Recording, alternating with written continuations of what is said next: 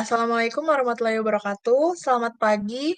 Kami dari kelompok 3 akan mempresentasikan hasil diskusi kami mengenai tugas besar pengantar teknik industri, di mana anggota kelompoknya ada saya sendiri, Hanifah Syakib, dengan NIM 1020124000307. Dengan saya, Andara Putri Handayana, dengan NIM 10201240030. Dan saya Putri Felinda Trissusilo dengan NIM 1020124000031. Dan saya Santa Diana Hutahayan dengan NIM 1020124000195.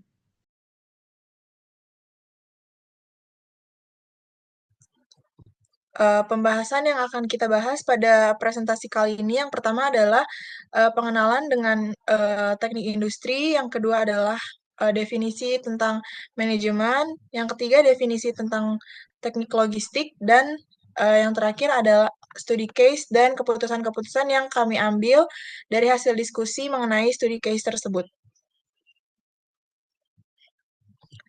Jadi yang pertama akan kita bahas adalah Introduction of Industrial Engineering atau definisi mengenai teknik industri. Jadi teknik industri adalah disiplin ilmu yang berkaitan dengan perancangan. Perancangan di sini adalah eh, tugas-tugas yang berkaitan dengan pembuatan fasilitas, proses, atau sistem untuk memenuhi kebutuhan fungsional suatu perusahaan. Jadi seorang insinyur industri itu harus bisa menjawab mengenai di mana fasilitas harus ditempatkan dan prosedur operasi apa yang harus digunakan. Selanjutnya, teknik industri ini berkaitan dengan perbaikan. Perbaikan atau improvement di sini adalah menganalisis dan mengoptimalkan sistem atau proses yang telah ada untuk mencapai hasil yang lebih baik. Misalnya, suatu insinyur itu harus mengurangi waktu tunggu dalam proses produksi atau meningkatkan alur kerja dan mengurangi pemborosan sumber daya. Selanjutnya yang berkaitan dengan pengelolaan sistem. Pengelolaan sistem di sini, uh, insinyur industri itu harus fokus dengan perancangan sistem yang hanya mencakup komponen fisik, tetapi juga proses, aturan, dan orang-orang yang terlibat. Seorang industri itu harus bisa menjawab bagaimana tugas-tugas harus dialokasikan dan bagaimana material serta informasi itu harus berbarengan gitu. Selanjutnya, eh, teknik industri itu melibatkan elemen-elemen seperti orang, mesin, informasi, dan uang untuk mencapai tujuan tertentu dengan efisiensi, kualitas, dan keselamatan.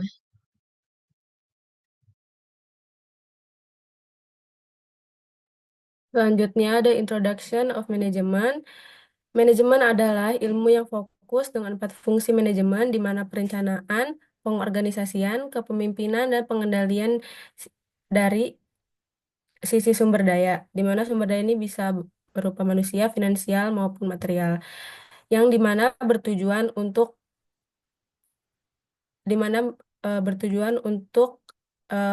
organisasi ini menjadi lebih efektif dan efisien.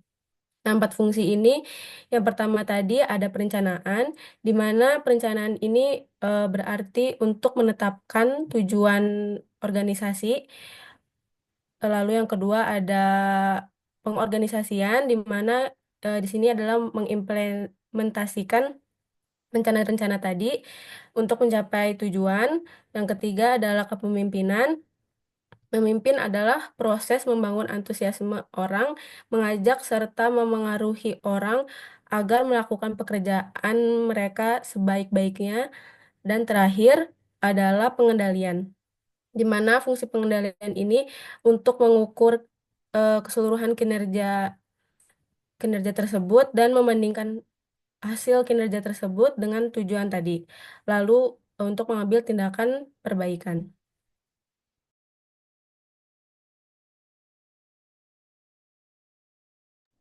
Yang selanjutnya, Introduction of Logistic Engineering.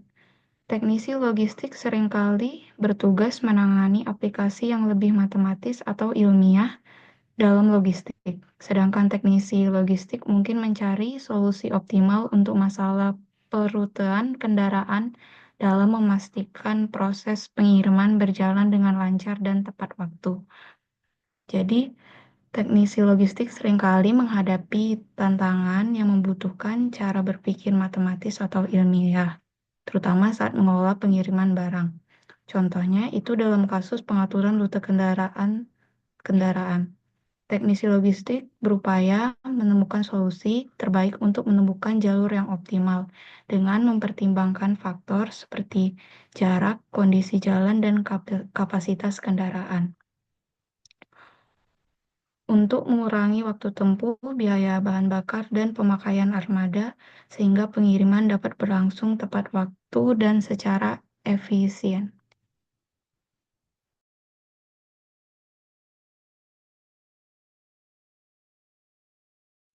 Selanjutnya yang akan kita bahas di sini ada studi case di mana kita harus memecahkan keputusan-keputusan apa yang kita ambil dalam menangani kasus tersebut berdasarkan ilmu teknik industri, ilmu manajemen, dan ilmu teknik logistik.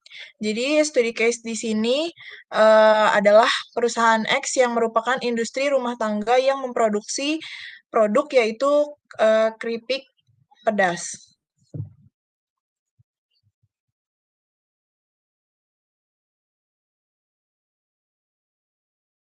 Selanjutnya, keputusan berdasarkan ilmu teknik industri. Yang pertama itu ada optimasi proses produksi dengan metode Lean. Penerapan Lean dalam pembuatan keripik singkong bisa dilakukan dengan menggunakan pemetaan aliran nilai untuk menemukan pemborosan, seperti kelebihan penyimpanan produk. Dan yang kedua itu pengurangan limbah. Untuk langkah ini, proses pemilihan singkong bisa lebih selektif agar dapat mengurangi limbah singkong jelek yang menumpuk, sehingga mengurangi pemborosan bahan baku. Yang ketiga, menggunakan mesin otomatis pada tahap pembumbuan dan mematikan pemeliharaan mesin secara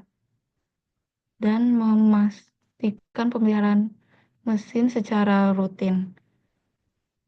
Mengotomatiskan proses pembumbuan menjadi langkah yang sangat diuntungkan. Dengan mesin otomatis, proses jadi lebih cepat dan tidak terlalu banyak resiko kontaminasi karena tidak ada kontak langsung dengan tangan dan hasilnya pun lebih konsisten. Yang keempat, penataan ulang proses pengemasan dan pengepakan. Saat proses pengemasan produk dibagi menjadi dua bagian, yaitu pekerja borongan mengerjakan kemasan kecil, sedangkan pekerja tetap mengerjakan kemasan besar. Jika perusahaan mengganti pengemasan kemasan kecil yang selama ini dikerjakan secara manual menjadi mesin otomatis, maka proses pengemasan bisa lebih cepat dan lebih efisien. Mesin otomatis akan mengurangi ketergantungan pada pekerja borongan dan mempermudah pekerjaan.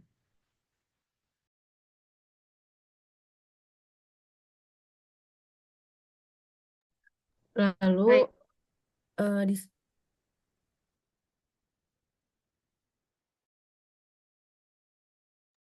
Lalu di sini ada keputusan yang dimana berdasarkan ilmu manajemen. Nah, yang pertama ada dari sistem penggajian. Jadi sistem penggajian terhadap pekerja borongan kan di sini berdasarkan jumlah produk. Nah, maka perusahaan bisa menginovasikan di mana kualitas produk ini masuk dalam kualifikasi penggajian. Jadi di mana produk ini lebih berkualitas, maka mendapatkan juga yang lebih. Nah, untuk mendukung sistem ini, mungkin perusahaan bisa memberikan pelatihan kepada pekerja atau mungkin menggunakan teknologi otomatis dalam proses pengemasan. Lalu yang kedua, ada strategi pengembangan bisnis. Di sini ada 3 langkah yang dimana pertama memperkuat strategi distribusi. Jadi di sini dapat mengurangi biaya distribusi antara perantara dan juga pihak ketiga, sehingga keuntungan ini bisa lebih besar. Lalu yang kedua, perusahaan bisa mengembangkan produk dengan variasi yang terbatas, namun tetap menarik pelanggan. Lalu yang ketiga ada memanfaatkan teknologi dan digital marketing. Agar apa? Agar menjangkau pasar lebih luas sehingga mendapatkan keuntungan lebih dan biaya lebih efisien lagi di dalam metode pemasaran. Lalu dapat juga lanjut yang ketiga, yaitu bekerja sama dengan pemasok yang dapat diandalkan. Dengan mendapatkan pemasok yang dapat diandalkan, yang terpercaya, dapat menjaga kualitas si produk sehingga perusahaan tidak perlu lebih repot di supplier ini, sehingga pengeluaran untuk administrasi dan pengiriman juga lebih hemat. Lalu pemasok yang handal ini bisa menjadi faktor agar di mana biaya operasional perusahaan itu lebih hemat. Lalu yang keempat, meningkatkan manajemen inventaris. Perusahaan bisa memantau stok singkong dengan menggunakan aplikasi atau software real time, yang dimana dengan memantau stok ini dapat mengurangi stok yang berlebih, sehingga dapat ataupun ketika stok menipis itu bisa memesan bahan baku lebih tepat waktu.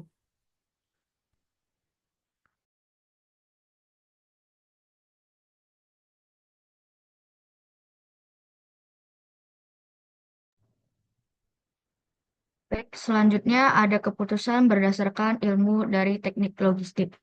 Yang pertama itu penentuan rute terbaik untuk distribusi. Nah, di mana dengan rute yang lebih efisien, penghematan biaya bahan bakar dan waktu akan gampang tercapainya. Selain itu, perusahaan juga akan mendapatkan manfaat dari pengurangan biaya, tenaga kerja, dan pengoptimalkan kapasitas kendaraan.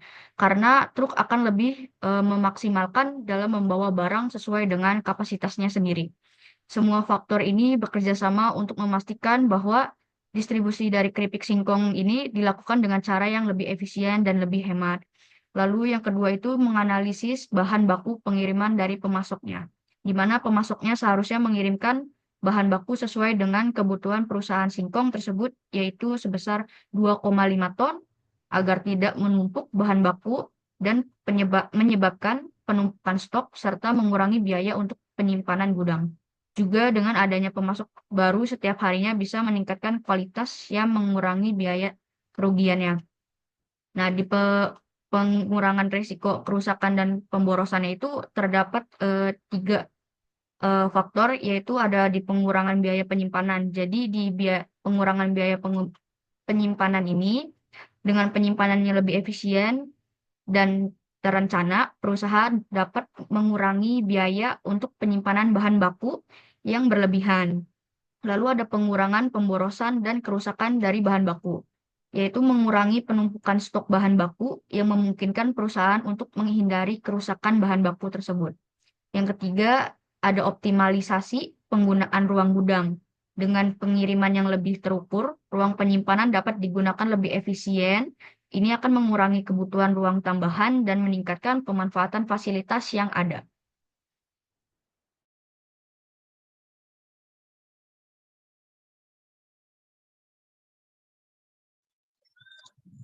Berikut merupakan anggota kelompok dari kelompok 3 sesuai yang sudah disebutkan di awal tadi, dan tugas-tugasnya.